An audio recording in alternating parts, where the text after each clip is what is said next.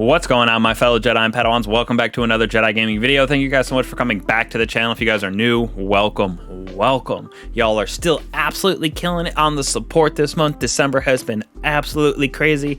First time I saw plus 100 subs in 28 days. The analytics on YouTube, so it just means so much to me, and is crazy to see that support and just the channel popping off like it is. So thank you guys so much for that, and let's get into today's video, going over something new that we got with the 30th anniversary, the Arbalest and its catalyst. This thing got a pretty big buff in my opinion with the catalyst, and then overall some of the changes to linear fusions that they came out with on the 30th anniversary. So to start out, how to get the catalyst, it actually just drops randomly from playlist activities. So like your strikes, your gambit, your crucible. I actually got mine right here from an iron banner match. As you can see, just as soon as we completed it, it popped up on the right hand side just like our other rewards. So it's a pretty easy thing to obtain right now, and it drops from those three activities. Now by itself, without the catalyst, Arbalest was still really good, especially with the changes that they gave to it on the 30th anniversary. So linear fusions in general got a plus 10% damage increase in PvE.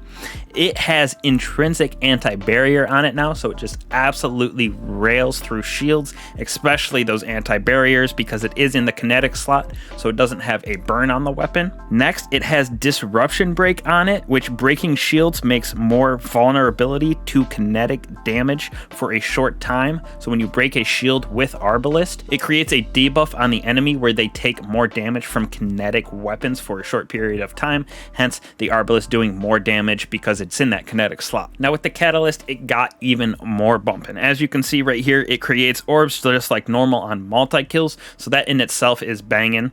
Next, it increases the handling on the weapon, so you have faster ready and aim time, and then it increased the magazine size from 5 to 6, so that doesn't really make too big of a difference, but that extra shot is super key in some of those endgame activities like GMs and the Master Lost sector that I'm going through right here. Finally, to top it all off, the catalyst gave us Genesis rounds on this weapon, so breaking shields fills the magazine from reserves. So as you can see, when I'm going through this Lost sector right here, K1 crew quarters on the moon, slow this Lost sector is, but when you break those barrier shields with the Arbalest, you can see I go from 2-3 shots all the way back to 6. It just refills it immediately. So the damage on the weapon for those champions and anything with the shield, if you break it with Arbalest, is going to be absolutely crazy, because it double procs disruption break, where you're going to do more damage with kinetic weapons. So Arbalest is going to do even more, and then you get those magazine back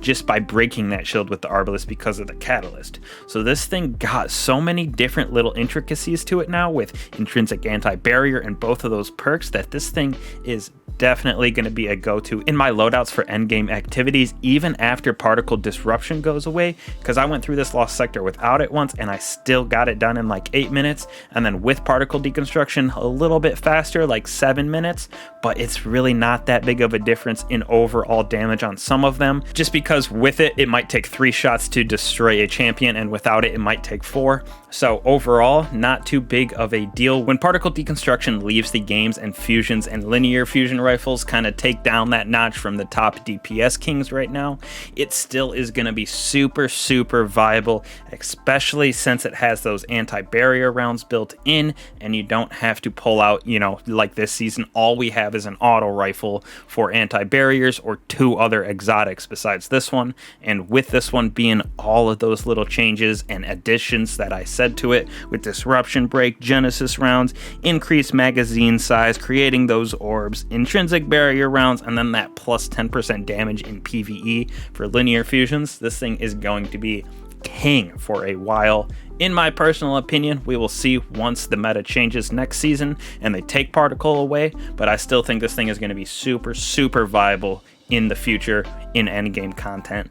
Definitely suggest getting it, and if you do have it, go grind it out and finish all those kills. Took about 500-600 kills, not too long if you go to Shurochi or the Thrall way to do it. So definitely suggest grinding it out if you have it, and if not, play those core activities and strike, gambit, and crucible and get this thing soon.